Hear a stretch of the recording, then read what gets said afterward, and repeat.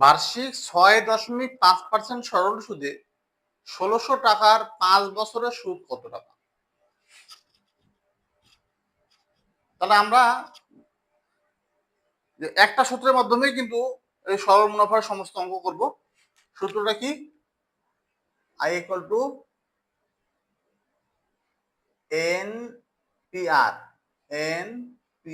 ভাগ 100, ঠিক আছে? তাহলে খেয়াল করুন, এখানে n মানে কি? n মানে সময়। সময় কত? 5 বছর, ঠিক আছে না? 5 গুণন p কত? প্রিন্সিপাল বা মূলধন। মূলধন কত? ১৬০০ টাকা। ১৬০০ গুণন আর কত? আর মানে সুদের হার। সুদের হার ৬.৫, তাই না? ৬.৫ আর ভাগ ১০০।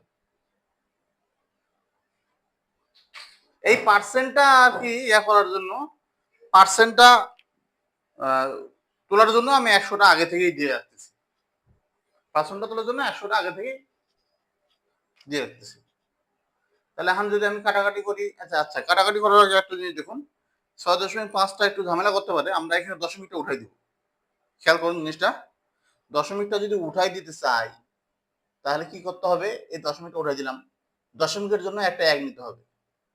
নিচে একটা ১, ঠিক আছে? দশমিকের জন্য একটা ১ নিলাম, আর দশমিক পর একটা সংখ্যার জন্য একটা ০ নিলাম, ঠিক আছে? তাহলে কি হলো? এটা উপরেরটা ৬৫ থাকলো।